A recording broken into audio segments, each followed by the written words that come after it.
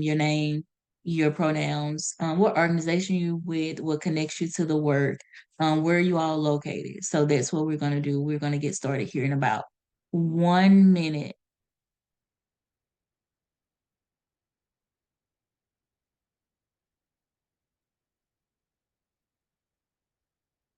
If you're just now joining us, please come in, introduce yourselves in the chat with your name, pronouns, organization you're with, where are you located, and what connects you to this work. Welcome to our Housing Navigators, an innovative strategy to improve housing access for human trafficking survivors webinar.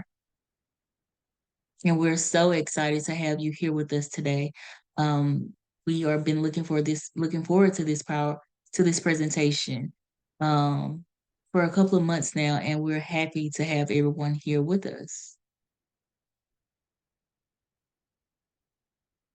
We're going to give everybody just enough time to get in, get settled. If you're just now joining us, please introduce yourselves in the chat. And welcome to our Housing Navigators, an innovative strategy to improve housing access for human trafficking survivors webinar.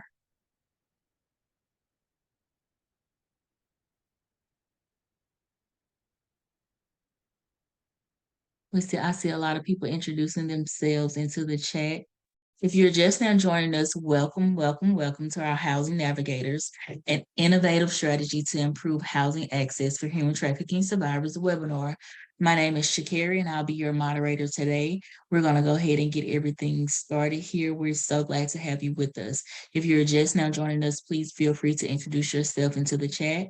We're dropping name, location, organization, pronouns, and anything that you want to share with us that connects you to this work. Next slide. So first, we want to kick off our webinars with a land acknowledgement.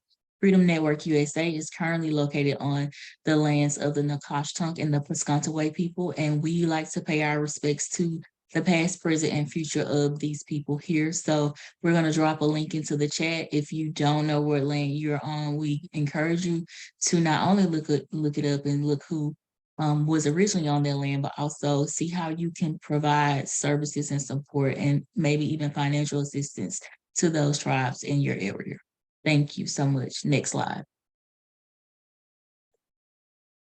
So we're going to get kicked out. Before we get kicked out, we're going to talk about a couple of webinar tools we're going to be using today. So you will have the ability to ask questions in the Q&A chat, in the Q&A section and in the chat feature. Closed captions will be available, so you can go ahead and turn those on. And also, just to give you a heads up, this webinar today will be being recorded. We will also share these slides and a list of resources following this webinar and a follow-up email, but today's webinar is being recorded, which we will share out as well. If you have any questions about those tools, please don't hesitate to reach out to myself or Freedom Network in the chat. Next slide. Okay, Freedom Network Training Institute and the Housing TTA program is the one who is providing this webinar today.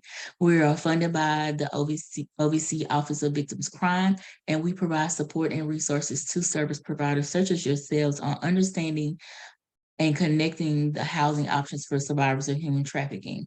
One thing that we do is host quarterly webinars on the topics on the intersection of housing and human trafficking. We provide one-on-one technical assistance to OVC grantees and their partners. We also have a resource library with fact sheets and webinar recordings that you can find at our website, which we will be dropping that link in the chat as well. One of the things that you will see newly in our resource library is our Housing Navigators fact sheet as well. So after this webinar, we will be dropping a link into the chat for that fact sheet as well after this webinar. Next slide.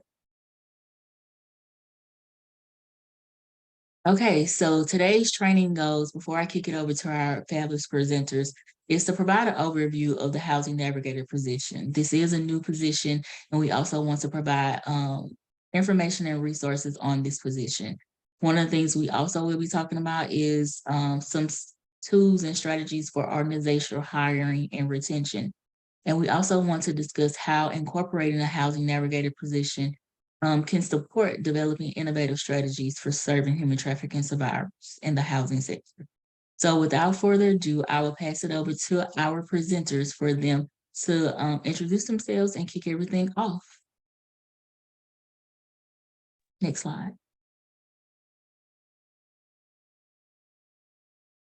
I'll go ahead and jump in. Hi, everyone. I'm Wynette Tasker.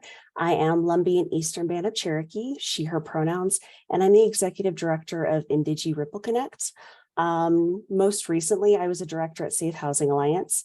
I started working on the national level in 2015, and I started in tribal specific TA. I've also done TA with the state level STOP grant administrators. And then prior to TA, I did a lot of direct services, which included shelter and housing programs. So that's a little about me.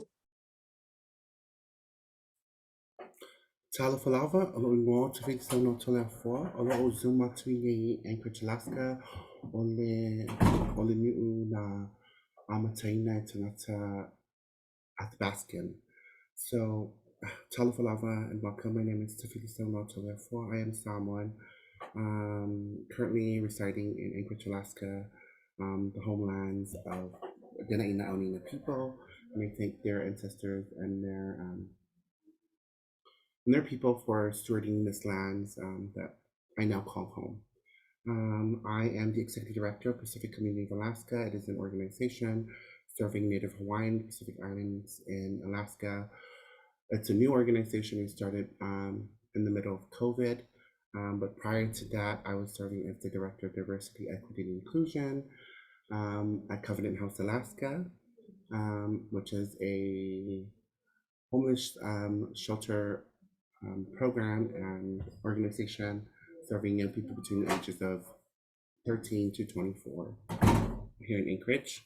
And prior to that position, I was program director for the housing program.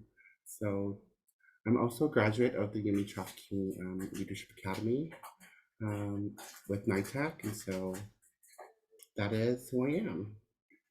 And welcome.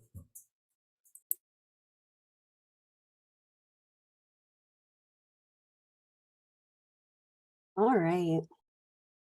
So what is housing navigation? Housing navigation as an overall top level view is the process of building these collaborative partnerships to first identify housing options, but also to remove barriers for survivors of human trafficking with seeking, obtaining, maintaining housing. The role was created to help prioritize housing within a lot of advocacy programs. It's specialized, housing is emphasized, it's appropriately staffed. So it is newer because there was this gap, there was this need. Prior to having a more specialized position, a lot of advocates were working in survivor services, and all of the team was working on both crisis, the kind of like emergency advocacy, and also housing advocacy. And so there were times when we would have conversations like, do you actually have time to build this partnership? How much can you actually get out into the community? How much can you actually work on removing housing barriers? Housing navigation is really a full-time job, and a lot of people were spending maybe half of their time focusing on housing. We did get a question prior to the webinar about where to house the housing navigators.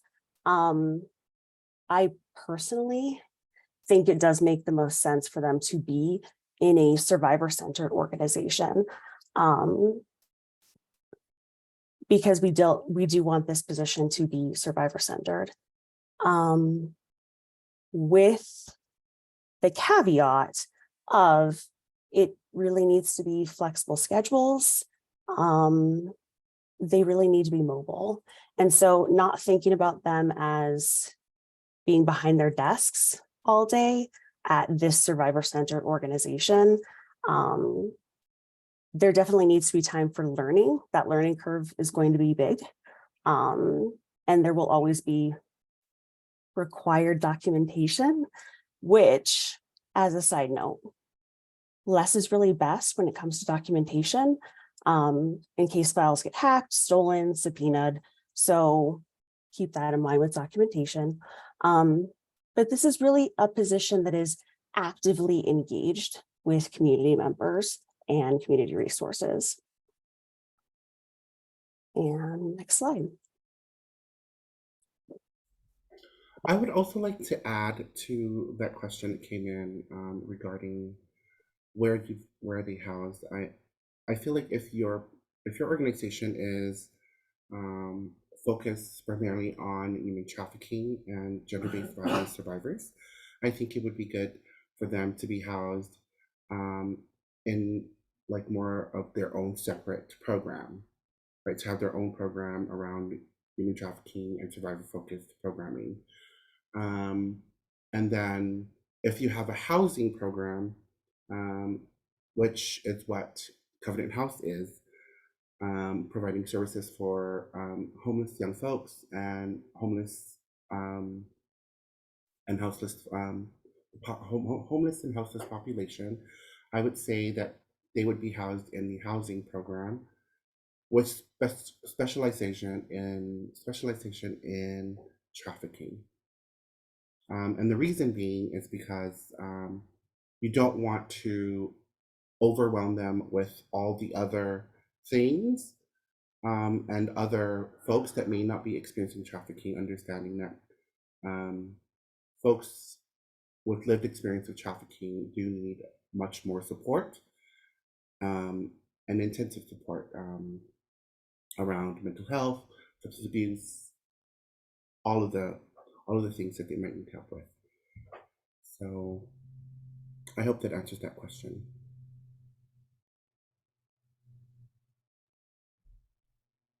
All right, so who are housing navigators? These are individuals who are directly supporting trafficking survivors. This is not something where it's kind of a disconnect away from survivors, or a situation where it is only building relationships and community partnerships. They do work directly with survivors. And it's specialized housing advocacy. They really work with survivors from the, not even start, like the pre-housing stuff all the way through ongoing housing. They're trained to support survivors. They have this specialized knowledge and skill set. They have a specialized scope. They have specialized partnerships. And they're really addressing these intersections of housing needs, housing barriers that trafficking survivors specifically face. And they have the time and the space and the knowledge to do that. Do you want to add anything?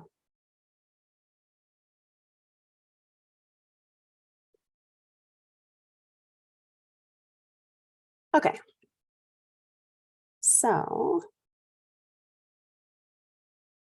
housing navigators' responsibilities. As we go through these responsibilities, consider the dual knowledge that housing navigators implement. So, thinking about knowledge about human trafficking and knowledge about housing. I like to think of housing navigators as being like bilingual in advocacy and housing. And I do really like this position because I think that when you're doing emergency advocacy as well as housing, you really don't have the time to dedicate to devote to expanding housing options.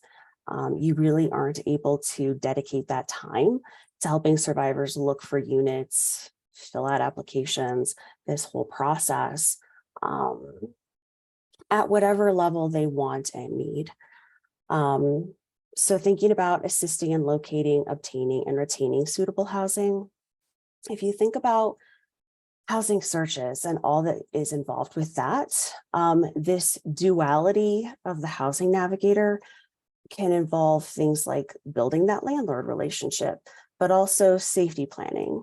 So if you think about as you're going into units, or if you're accompanying a survivor to go and look at units, you can help them safety plan, or the Housing Navigator can help them safety plan, if it's you or someone else on your team.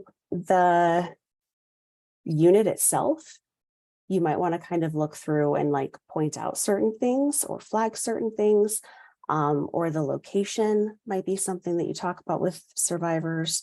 You might think about like the lighting situation in laundry rooms, stairwells, the parking lot, thinking about how secure the door is. Is there a chain lock? Is there a peephole there that they can look at whoever is at their door? Is the unit on the ground level? Would the windows be easy to access and break through? Are there landscaping issues? So things like overgrown bushes and places for perpetrators to hide. So thinking through those kind of things can be helpful.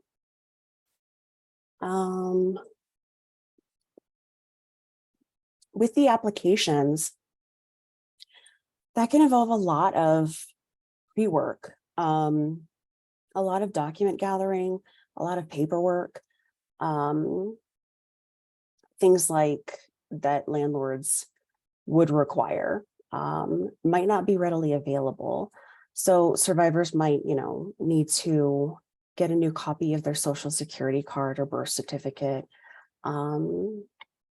any kind of maybe, and we know that this is trafficking survivors, so some of these things aren't going to be available, but maybe if they've recently started working, like pay stubs or bank statements, things like that, that they might need to gather for landlords, you can help them gather those things if they want you to.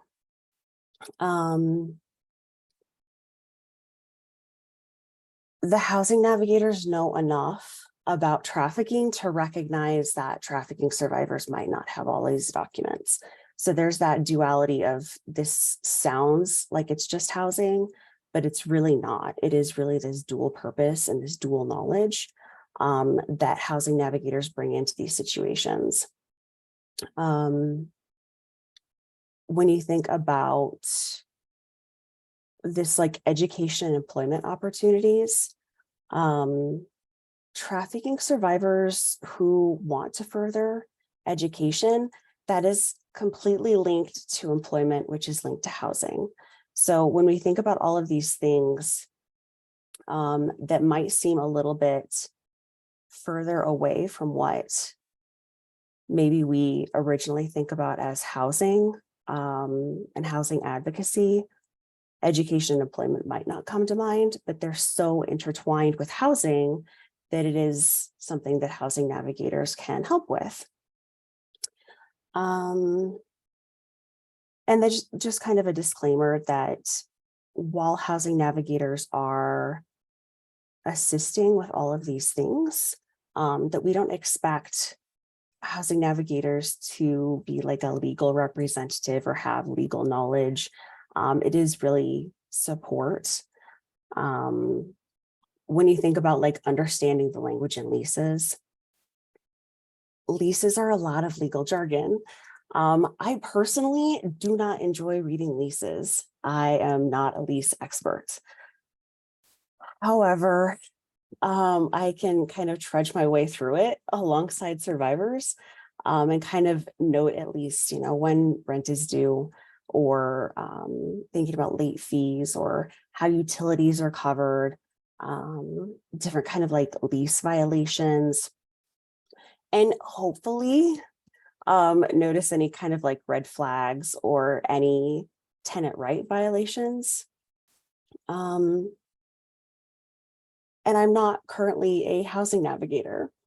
So that's the point of this position, is that they will have that time to get more familiar with leases, to get more comfortable with them.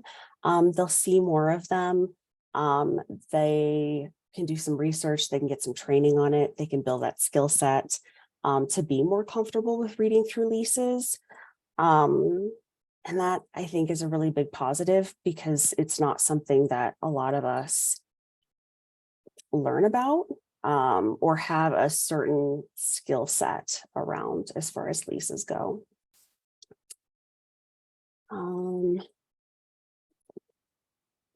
With educating landlords about housing protections, we've got things like anti-discrimination laws and fair housing laws.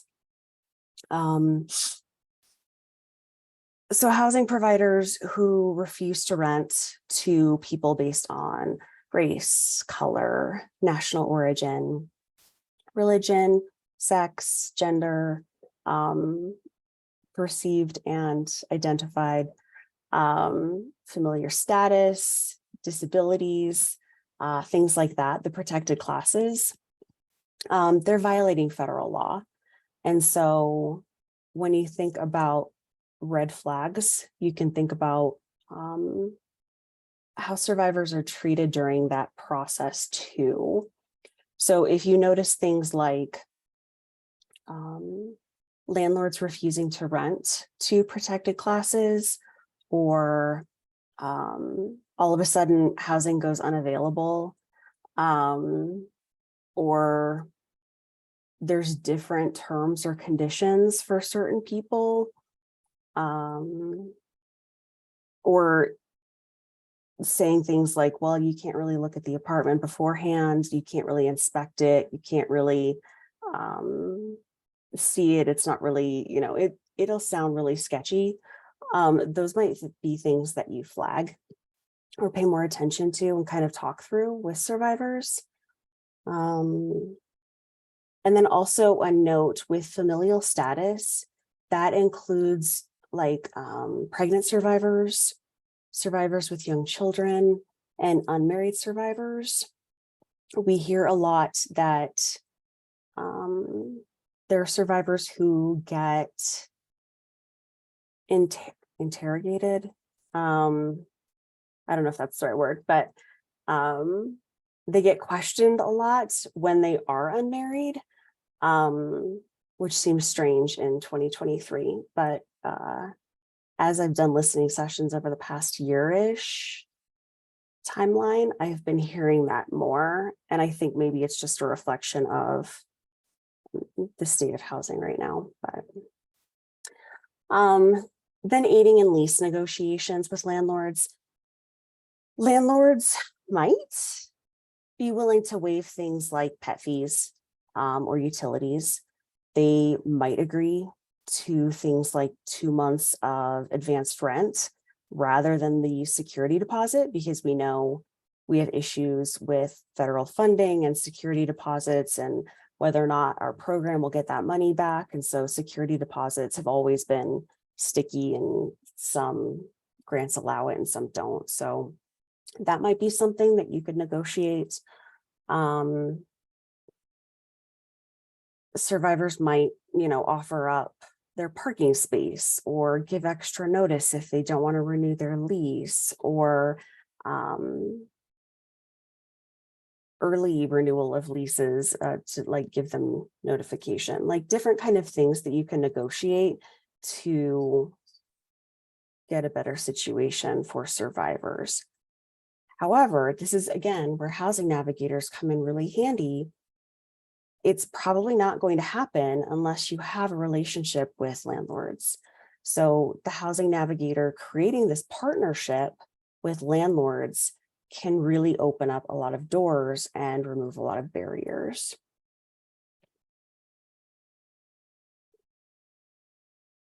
I will pass this to you.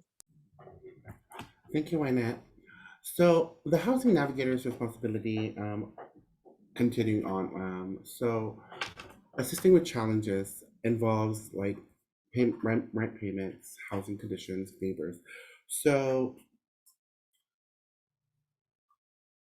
there are times where there's things like young people, speaking from my experience at Covenant House, young people go into housing programs and like exit, right? There are times where they would go in, 2 months later they come out.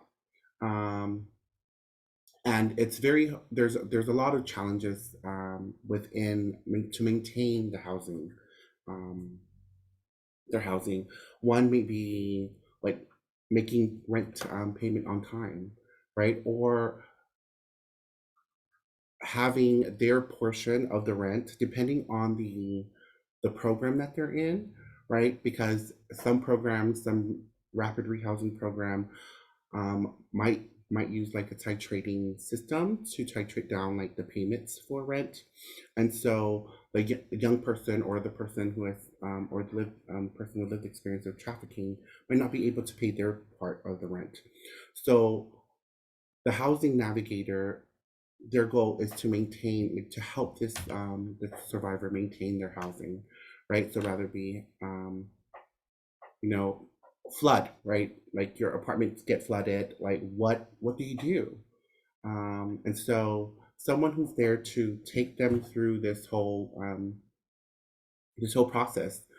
um, do they have insurance, right? Are they connected with, do they let your landlord know? And jump into to support to help them maintain their housing. Um, and then neighbors or like roommates. One of the situations that could happen is that a survivor might come into housing, and they want to have a roommate, right? The role of the navigator is to negotiate between the two, like, hey, so this is your lease that you're going to deal with with the landlord, but you and your roommate might also need to have your own agreements, right? Who's taking care of the the rent? Like who's paying what part of the rent? How much are they paying?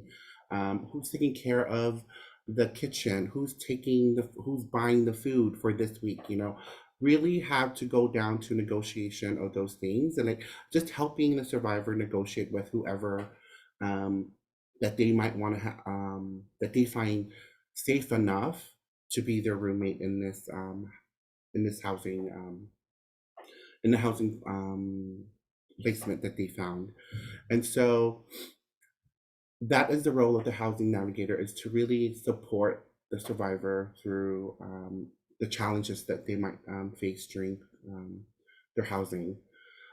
Tenant counseling, there is there's conversations that needs to be had with survivors as they go um, into housing, right?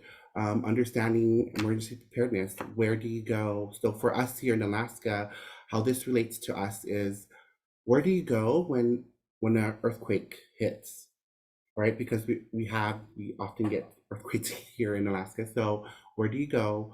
How do you make sure that you know where to go in your apartment, right? Is there an area where everyone reports to if like fire, right, happens in your apartment? So it's really about breaking it down to the survivor, have making sure that they have rental insurance, so that if like flood, fire, anything happens, that they actually have those things, and avoiding hazards, right? Very often people just put people into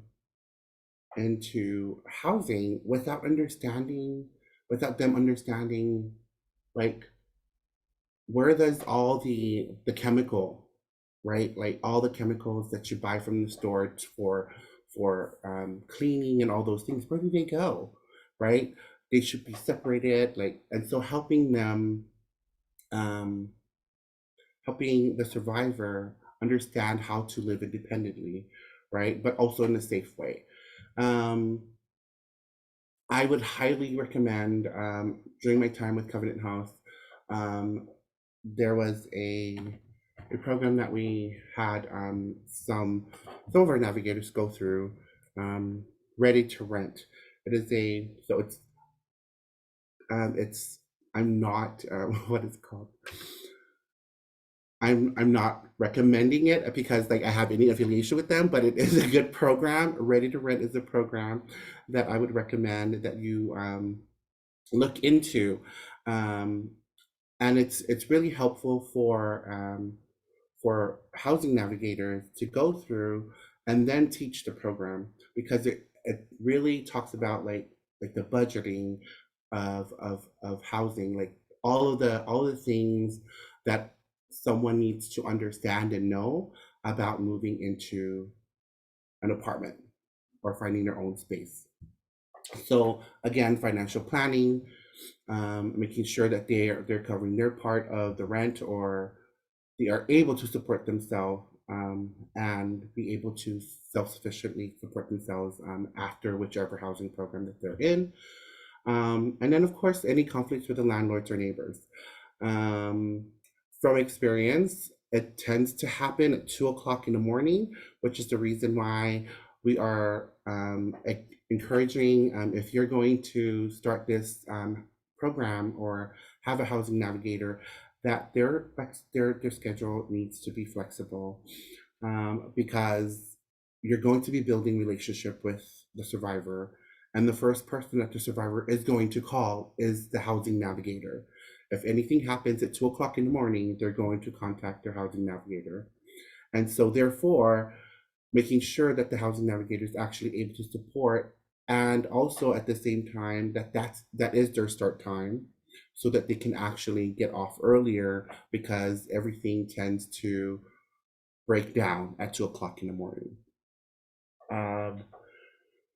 And then attending local housing community meetings. So there's continuum of cares. Some of your um, cities, counties, municipalities might have um, a housing program or authority, right? So for us here in Alaska, we have the Anchorage Coalition to End Homelessness, and that is where they hold our HMIS system, which is our homeless management information system. And so they do have coordinated meetings where they're going through the list of folks that are going into programs and coming out of programs, um, and also like where there's vacancies, right? And so the housing navigator is the person that will go in to actually advocate and talk about, and make sure, like, okay, there may be some place available at a rapid rehousing program, right? And then there's a bed open at a transitional program.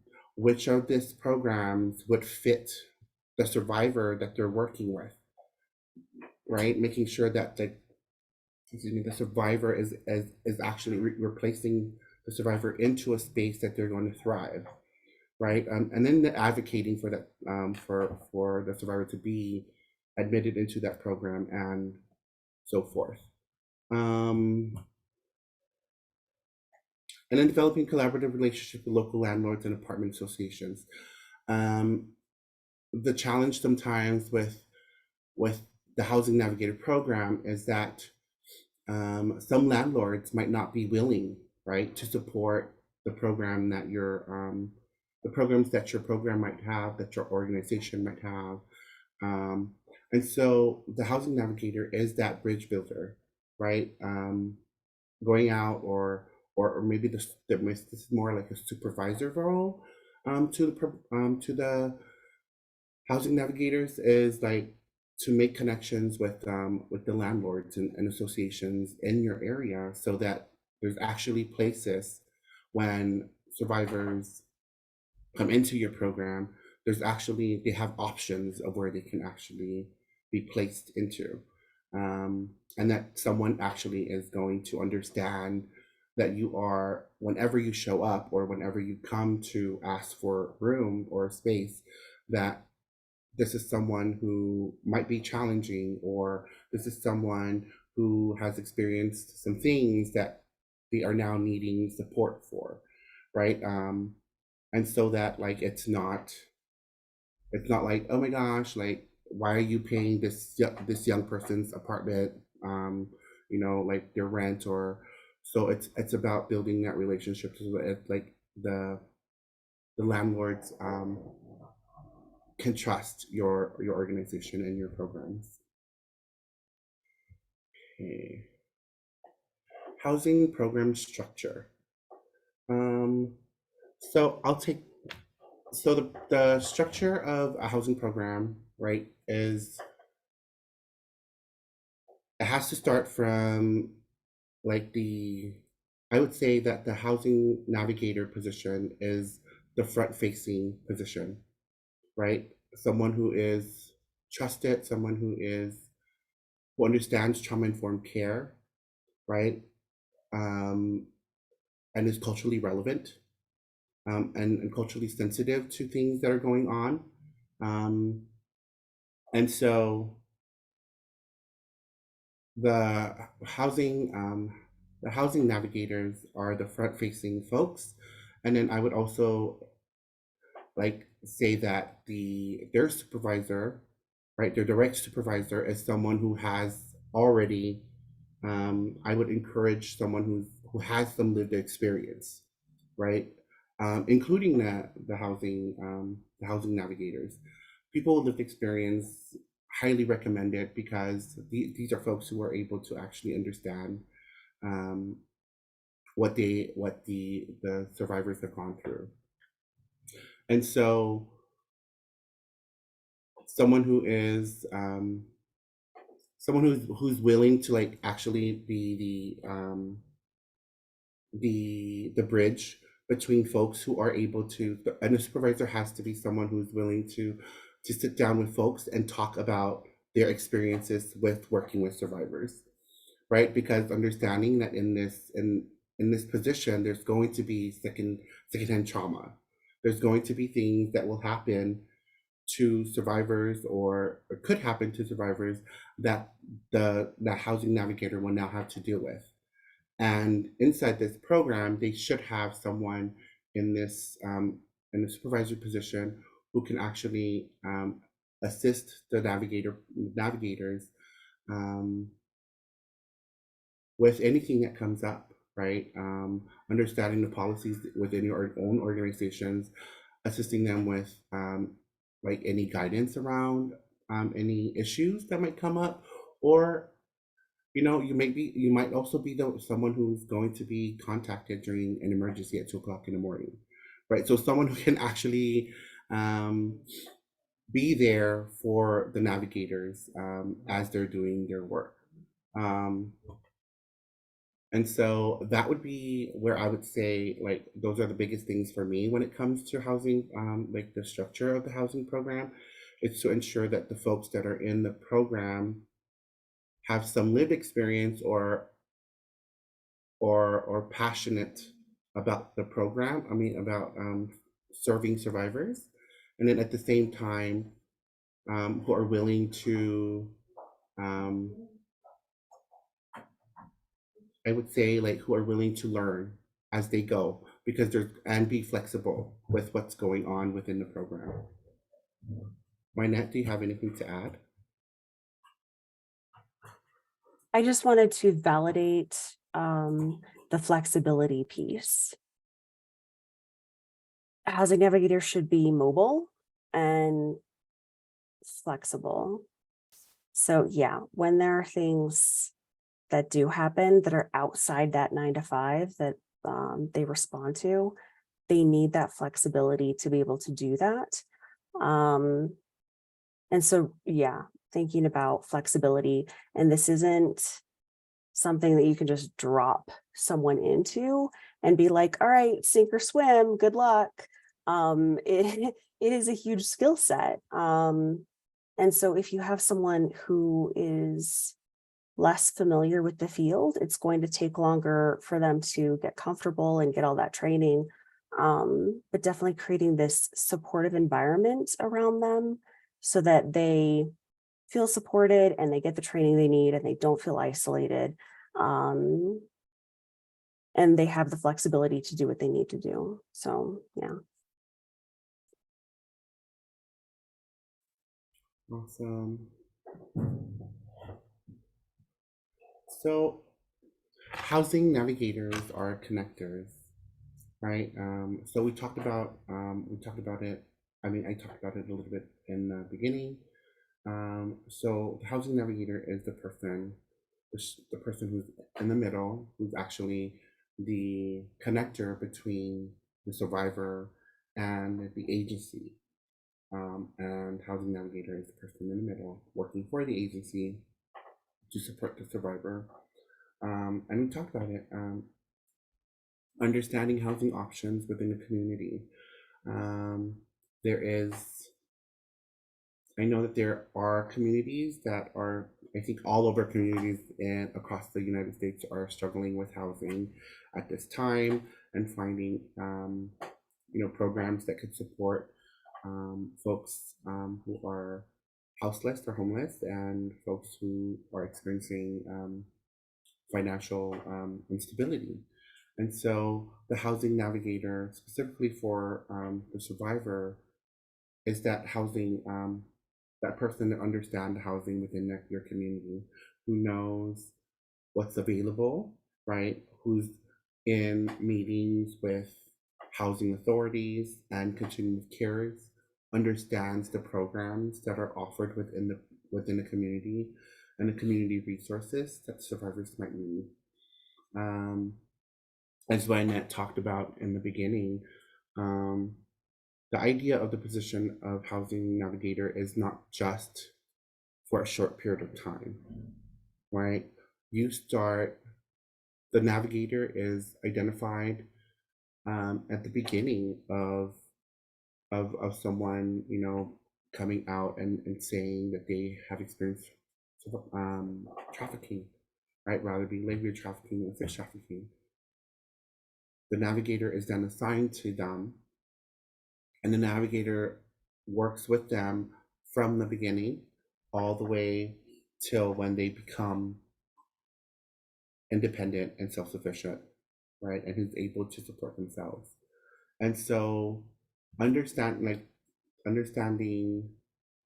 like as survivors come in and out of programs, they can come in and go, and they might go into a housing placement and find themselves struggling and be like, I'm not going to be successful in this environment. I would like to, look for another option.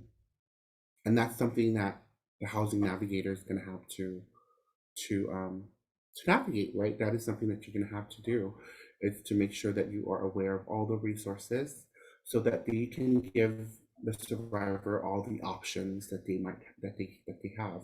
Um, and also speaking about the consequences, right? The consequences of actions, right? So there's also life learning skills that the navigator could assist and help the survivor understand as they are going through um, and supporting them through housing. So there's also like trafficking survivors, what is it called? Support groups, right? There's support groups within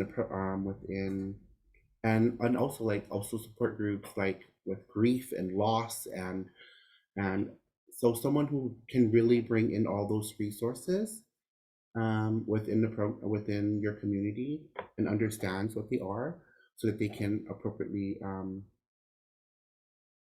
refer, right? And when we say refer in this program, in this in this position, we're saying like refer as in sit down and like fill out the application with the survivor, making sure that they are well aware of what they're signing or going into, making that connection with that support group or that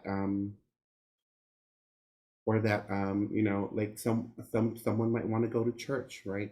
It's really about understanding, okay, these are the options that you have, and then like identifying like maybe you can check out these several churches, as you try and find connection within your community again, right? And then the same thing goes with AA groups and support groups. And so it's sitting down with the survivor so that they can understand what they're getting themselves into. Um, And so that is what a connector is, to me in this position. Lynette?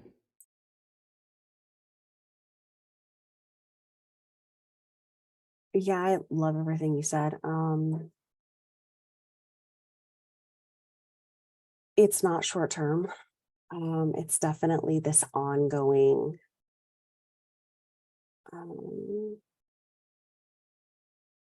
maybe try and that didn't work and try something different and maybe that worked better and then try something a little bit different and maybe that is closer to the outcome that you're hoping for. It can take time to do things like building partnerships with landlords. It's not an easy process. And when you have situations like history with different landlords in your community, especially in small communities, rural communities, um, where landlords are hesitant to interact with your program, it can take a while to kind of rebuild that bridge. Um, so yeah, it's definitely a long-term position. Um, and just thinking about how the housing navigator can make those connections, maintain those connections, um, how that flow of communication will go, um, the best way to approach those partnerships. And it'll depend on each person, just like it does outside of work. Um, but yeah, the more that housing navigators can make the connections, the better the outcome will be for survivors. And that's what we're all striving for. Um, yeah. I would like to elevate, I think their name is Mariah. I think it's Mariah. The question in there is, could you provide any guidance for housing with undocumented individuals? I would say that undocumented individuals with human trafficking experience, right? Survivors that are undocumented, they do have a special. They do have a special. Oh my gosh, is it a visa or is it a? Yeah, I think there is a special visa that they can apply for, um, to help them get some legal. Um, what is it called? Status in the U.S. So then they'll be able to actually apply for any housing that may be available for them within your community. Also, at the same time, it depends on the housing programs within your community as well. For undocumented individuals, they can actually there are programs that are not supported by, that may not be supported by federal grants, and might be supported by foundations within your community, that are open to anyone and everyone. So that could be a program that you could place a survivor who is undocumented within your community. So it's really like the navigator is someone who should know that, right? What are the eligibilities of all these programs that you're going to place these folks in? Um, and so, like, if do you need to have an ID, or do you need to have a social security in order for you to be placed in these programs? That would be the role of the navigators to know what documents are required and not required um, for each program. I also wanted to say, like, Amy's question is hitting home for me as a program as a manager, previous manager of housing program. Do you have any navigator and case manager work together with someone if they have other needs outside of housing? Yeah, I think the navigator um, can work outside of housing, right? Because So the work that I'm in now, I understand the importance of seeing the person, right? The person should always be a whole person to anyone who serves them, right? They come with health problems, they come with all the things, and understanding social determinants of health in order for someone to be at the best level to that they can be, or the best version of themselves, they are to be seen as a whole person in programs that they enter, right? And so these roles, the navigator role and the case manager role, depending on the programs that they're going into, someone can have a case manager in a rapid rehousing program, and they also have a navigator. The thing about the navigator is that the position stays with them, right? The navigator stays with the survivor all the way through, even if they're out of the um, of the rapid rehousing program that they may be in. Their case manager stops there, right? Well, their housing navigator continues to support them, continues to check in after a year or two of not of them um, being on their feet and being on their own. The navigator can also continue to just check in, right? Because that is what it is. It's about making sure that, like, the housing placement um, is consistent and it's long term. I will move us on to how does the housing navigator role strengthen the housing program? You want to take that one, Net? Go for it and I'll take the next ones. Okay. Yeah. So, first, increased capacity for other staff members to focus on non-housing specific advocacy. Um, and as I'm seeing the chat, looking at the chat, everyone is talking about there's so much housing, right? Um, there's so many housing avenues in our communities that could also, but it could also be a challenge, right? Because there's so many. So there may be a traditional program, right?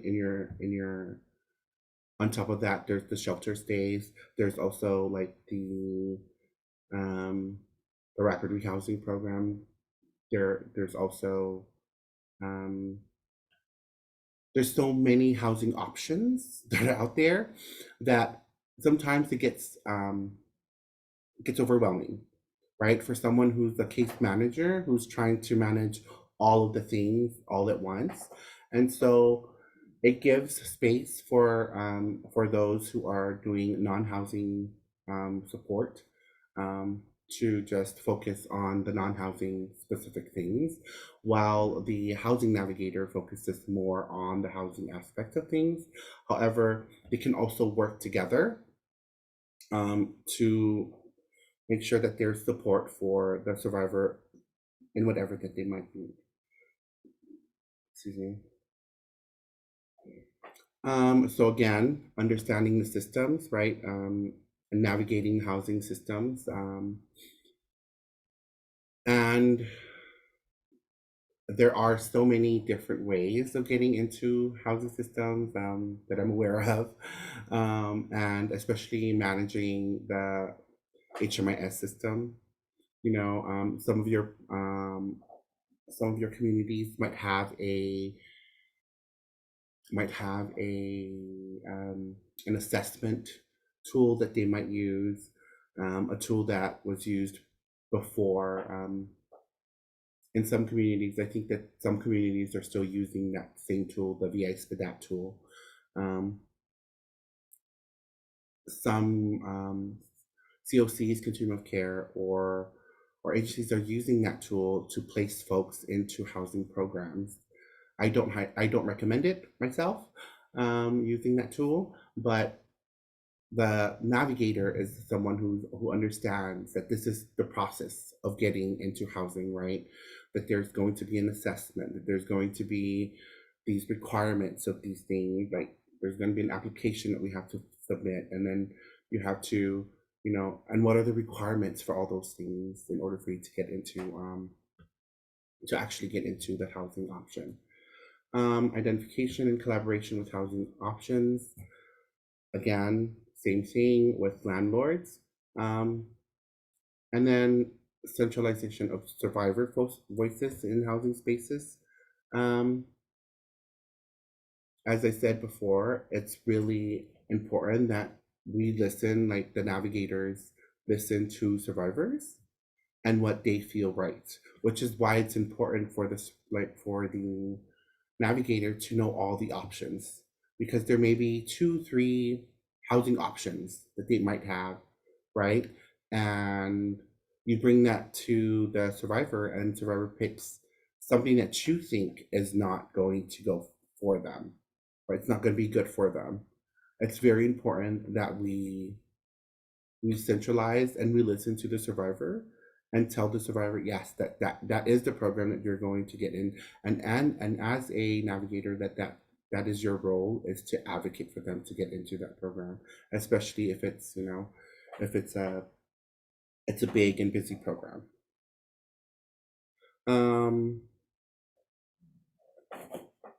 So, and the last one is community level relationships that open doors to safe, affordable, and sustainable housing that may otherwise remain closed. So one of the biggest things that I know everyone needs within community is community, right? Everyone needs to feel welcomed in a community. And so building a relationship, a long lasting relationship within your community, would also create safe spaces for you. Because the more you feel at home within the community that you're in, the more you're able to feel that you can actually be a active, participating member of your community. And so building that connection within the community, as I said, like, if the survivor needs to connect to a church, that could be something that the housing navigator could support with. If the survivor wants to connect to support groups within the community, that's something that the survivor might the navigator can support with. And they might go back to school, right? A survivor might want to continue education. Again, that could be the role of the navigator, is to connect them to a college, finish high school, something, whatever the survivor needs, that the housing navigator can actually support.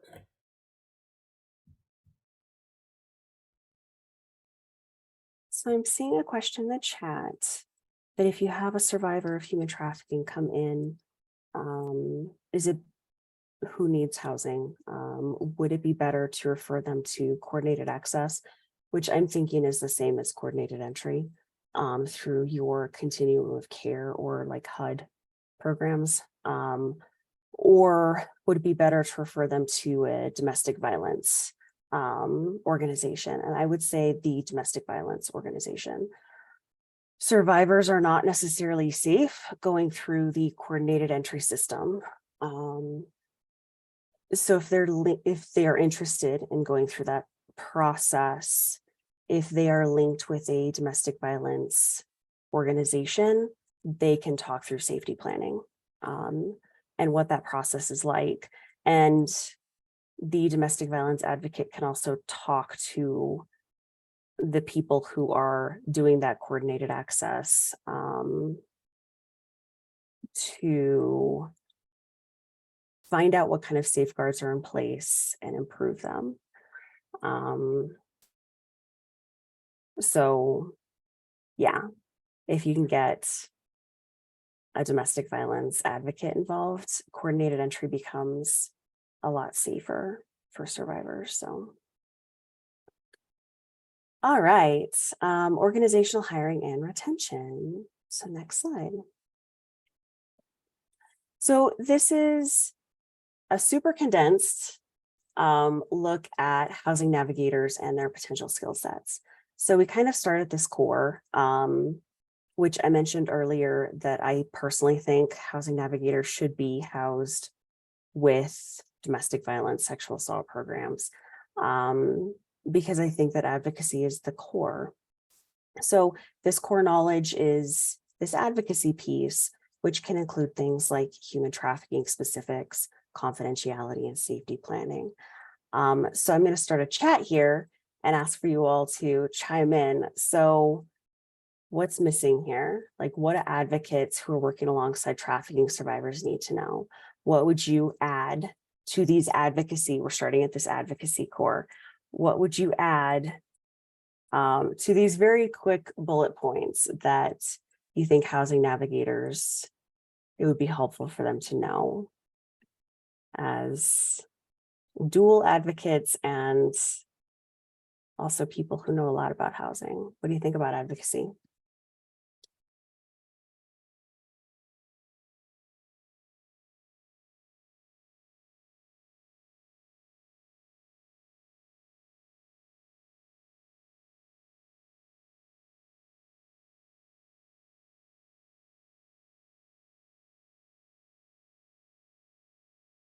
Maybe to think about it differently, for those of you who are either working with trafficking survivors or domestic violence, sexual assault survivors, what kind of core knowledge did you need as advocates?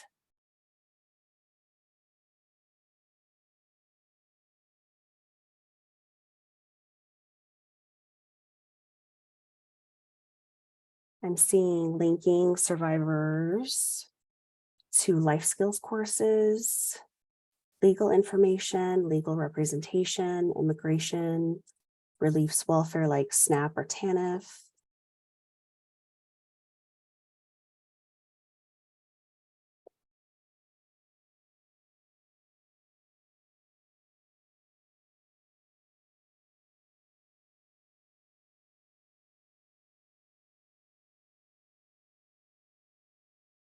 Knowledge on substance use and mental health, the child protection system or child welfare system, financial planning and assistance, DA networking for those facing cases still, childcare, immigration, welfare department connections, informed consent. I love that. Person-centered services, supporting adult autonomy and choices. Perfect. Coordinating the actual move-in process, finding funding for deposits and damage, job training programs, ESL classes, legal, things about relationships, building relationships for survivors like patients, caring, et cetera, and then trauma-informed care, all great. Personal empowerment plan. Housing resources, tenant advocacy resources, therapy, school enrollment, summer programs for youth. There's a lot of overlap with other issues like DV, mental health, substance use, as well as intersectionality, like dealing with racism and sexism. Absolutely.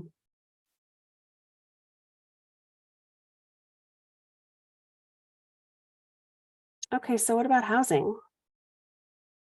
I've got 3 bullet points here on the screen,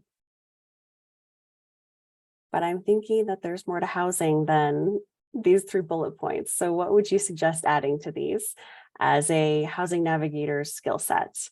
Right now we have access and retention and tenant rights and responsibilities. What would you add there? How to read a lease, know the landlords in your area, location, the housing process. If survivors are interested in coordinated entry, it's a different system to navigate than it just can be complicated. if they want to go through coordinated entry, yeah. Affordable housing system, job search, social media, refreshing, understanding leases, familiarity with housing resources, facilitating and presenting to survivors about housing process, landlord risk mitigation, fair market and HUD guidelines, knowledge of policies, which housing bills / utilities they're responsible for, safety, confidentiality, initially and at all times, where to go or who to call if you need help with utilities. Awesome. And then community building. So right now on the slide, we've got knowledge of relevant resources, system navigation, and fostering partnerships. What else would you build there as far as potential skill sets in community building?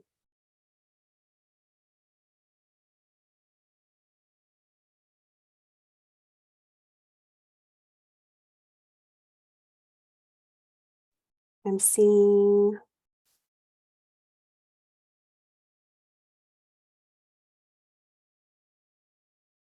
with contacting landlords and building a relationship, kind of using a sales pitch, which is the incentive for them. They might overlook documents as long as they're getting rent via the organization, guaranteed rent on time with case management involved. Teaching how to enroll in low-income utilities programs, church connections for resources and spiritual help. What's in your area? So things like grocery stores, the library, the bus stops, home ownership. It's funny because when I started in this field, no one was talking about home ownership, and it's definitely been coming up more. So that's been interesting to kind of see that shift over the past 2-3 years. Providing trainings and relationship building with local apartment associations, knowing how to network and the do's and don'ts of networking, utilizing community building with survivors to assist with resources to apply for, along with applying for available housing, explain the process of attaining deposits and financial stability for move-in, cultural connections, absolutely. Tribal programs, cultural centers, spiritual programs. Yes, yes, yes. Utility assistance programs, job skill building services.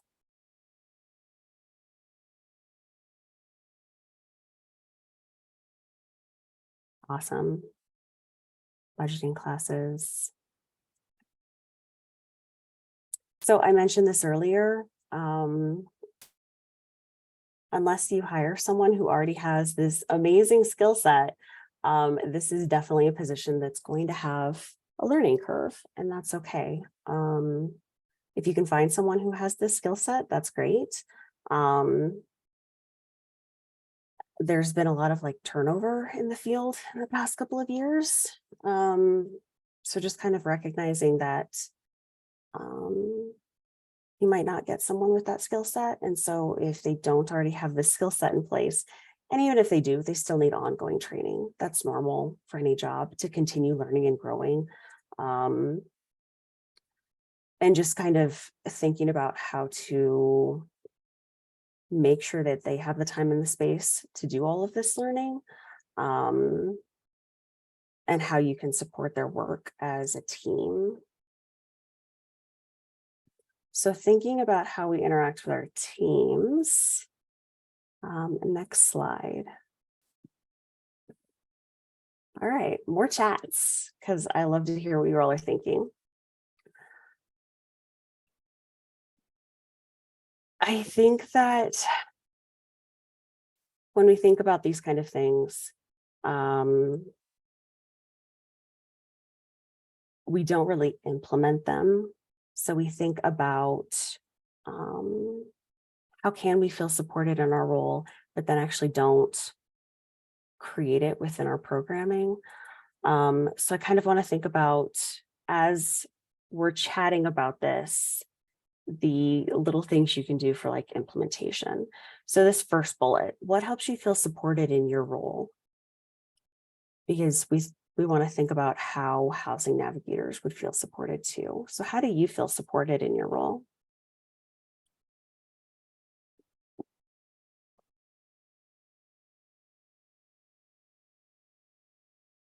I'm seeing affirmations, checking in on each other, discussion, follow up on more than just self-care, but community care.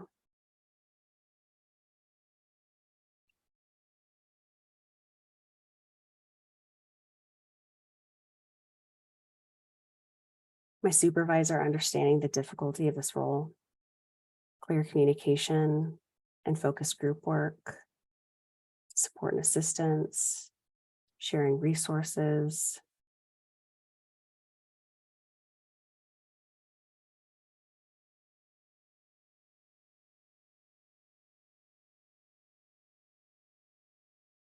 So when I think about little things that we can do for implementation here, it doesn't have to be huge. It can be communicating our needs and having someone who will respond to those needs. And it's kind of like building an organizational safety plan. So when this happens, here's my plan. Here's kind of my self-care or wellness plan. Here's how I can feel better supported. And sometimes it can just be thought of as kind of like our occupational harm reduction. Um, and having supervisors and managers and directors who support that is really important so that you can feel supported, not get burnt out, because this work is difficult and it's really important. And so we definitely want all of you to feel supported. I'm seeing words of encouragement,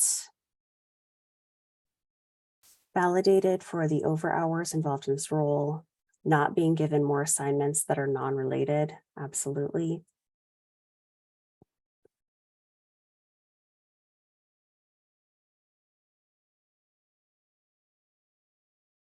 Having space for wonder, maintaining self-care and understanding change due to turnover, others' perception as non-natives, and insight into gaining new perspective.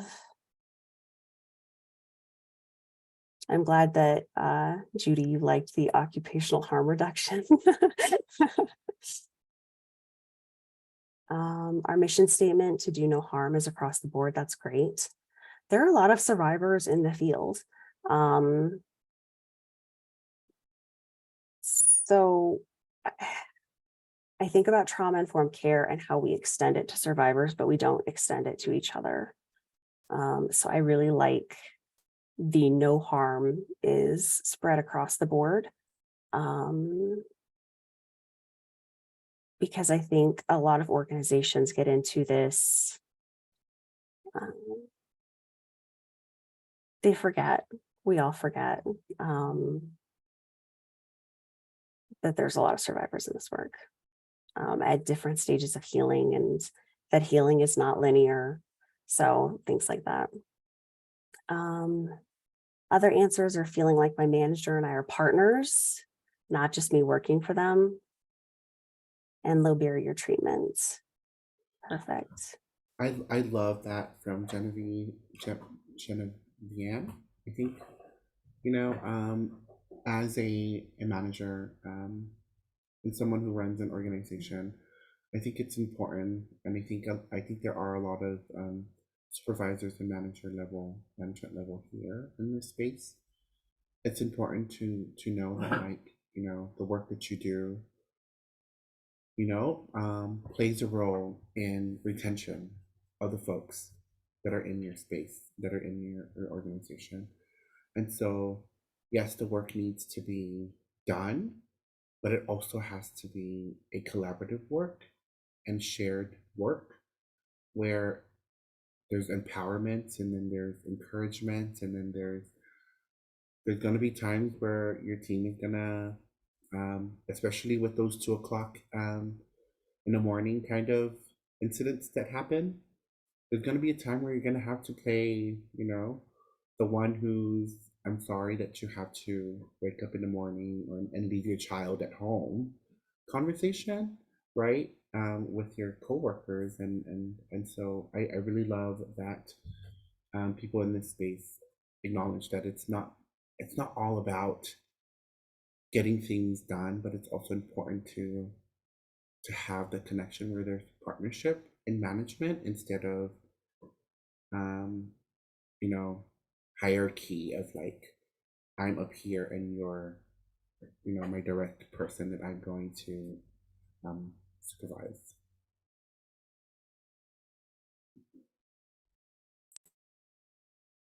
Completely agree. All right, I am seeing question or answers come in for the next one, morale.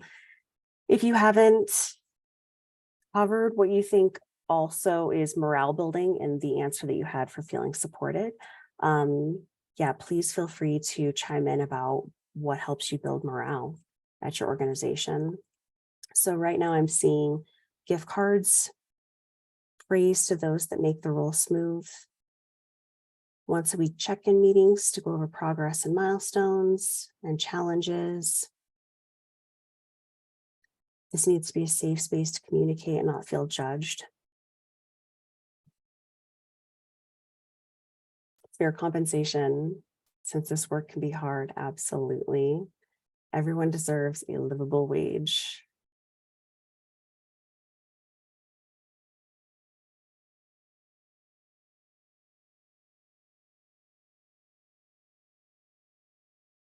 Positive relationships as a team with positive communication as a standard, working as a team.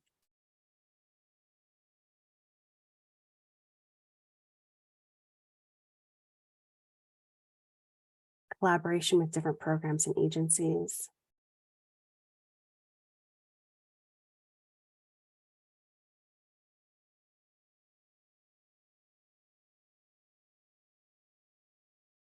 Acknowledgement of a specific assignment or task done well, not just a generic good job. Which reminds me, back when I was in an office, I am not, and I haven't been since 2019.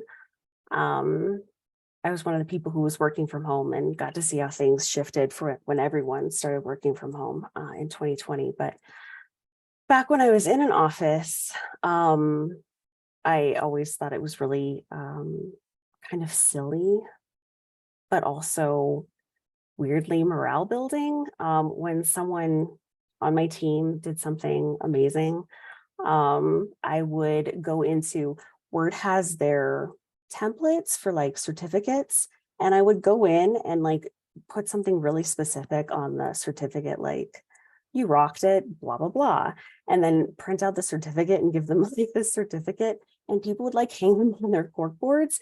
And it was something that was just so silly. And I wasn't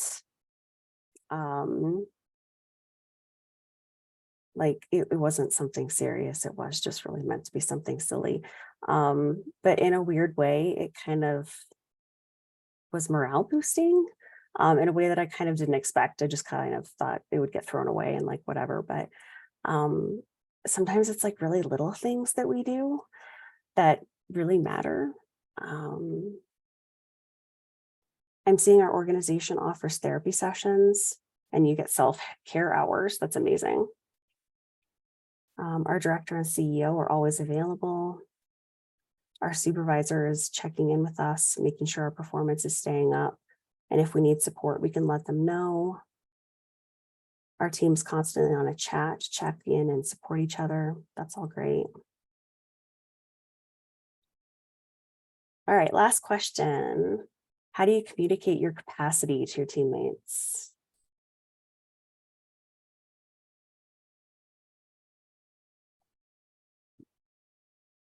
Because as someone mentioned,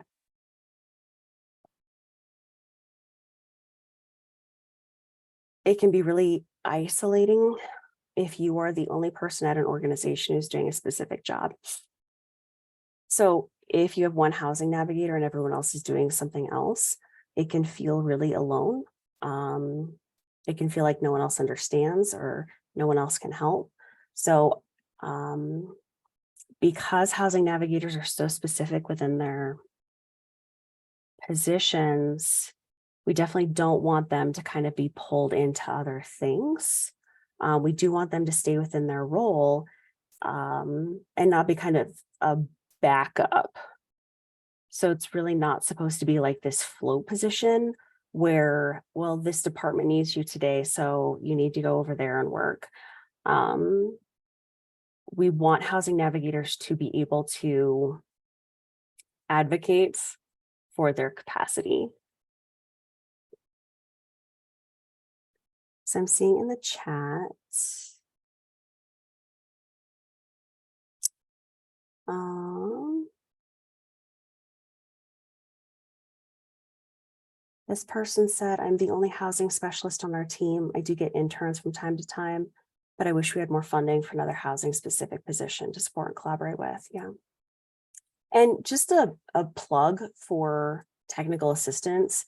Um, because I've worked with so many rural, small tribal communities where it's like one advocate out in the middle of nowhere. Um, I'm like, I'm here to partner with you. I'm here to kind of be your teammate across the country. So definitely reach out to TA providers, especially when you are more alone in your position. And yeah, it would help increase capacity. Um, weekly communicate the goals, have the team restate the goals, clear direction of what each teammate's roles are, their duties, their expectations, so that there's no delays and the progress wheels keep spinning. This role really benefits by having a PA for the housing specialist.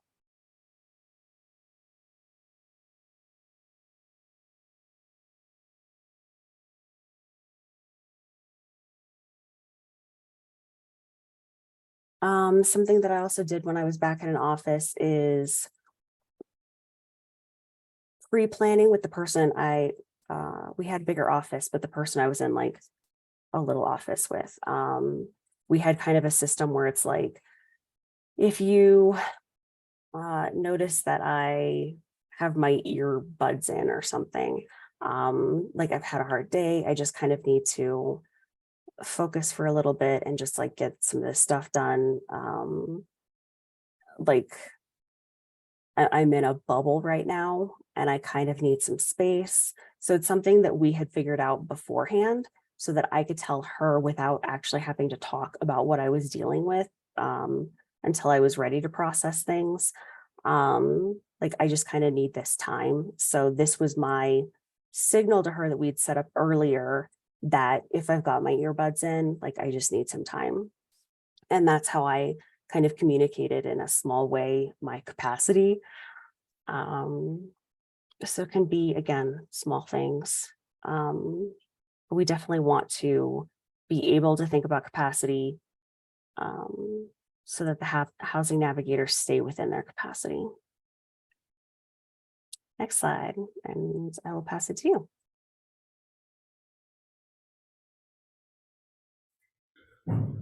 I would say, so this was a very great, discussion. I love the input the folks came in with. Um, small things that could help the morale. When I was working with the whole team, there was a lot of like intentionally, like there was a day where half of the day I was like, okay, this is going to be team building, right? So we would have maybe an hour of a training, and then we would go out and eat and actually have conversation, right? And get to know your coworker.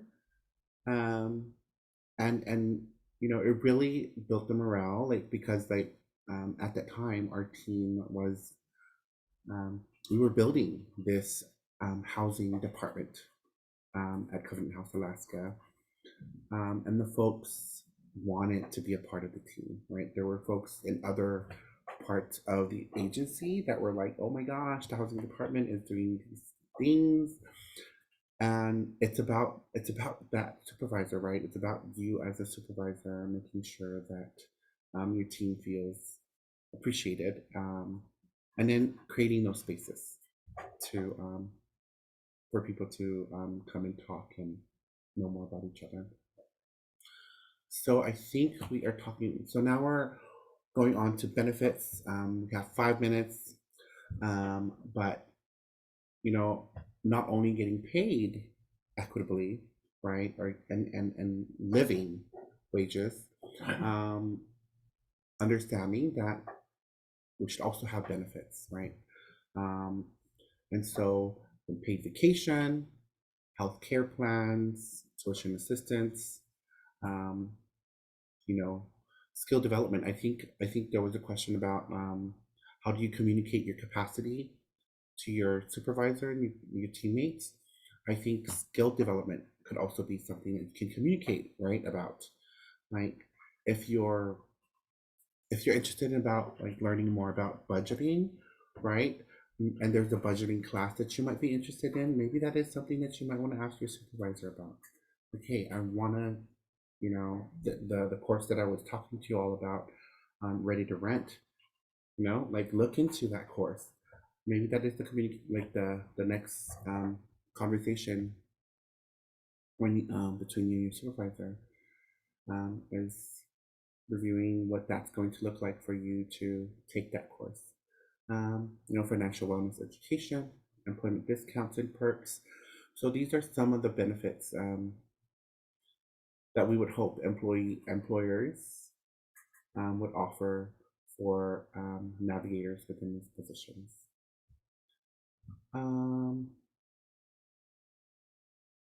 Let's see here. And now we are on to questions. So yeah, we just made it to the portion where we're taking in questions. I did see one question about is there a list of housing navigators available for everybody, or would each individual business have to create their own position for a housing navigator? If we could answer that question really quickly, and any other questions that you all may have, please drop in the chat and we can get those answered. And if we don't answer those during this webinar session, we will send it out later when we send the recording. So the original, so there is a program that is that we're modeling this position out of, right? A program called Permanency Navigation. Permanency Navigator is a program that is with Covenant House, Alaska. And so you can look up what like permanency navigation in Alaska. You can bold their job description, but we're modeling it off of that program. It's also a housing focused program. I see a question. Someone wants to know, is there any tenant right trainings available that you all know of? How will somebody get trained on tenant rights?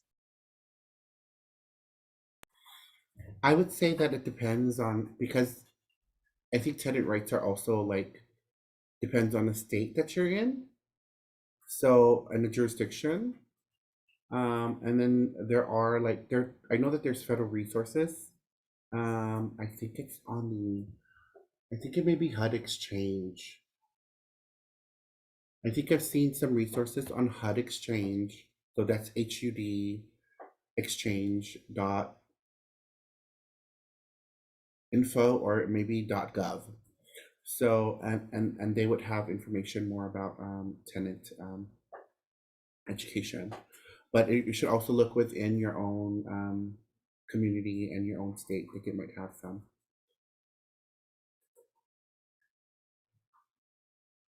Okay, thank you, everybody. To be mindful of time, we're going to move on to the next slide.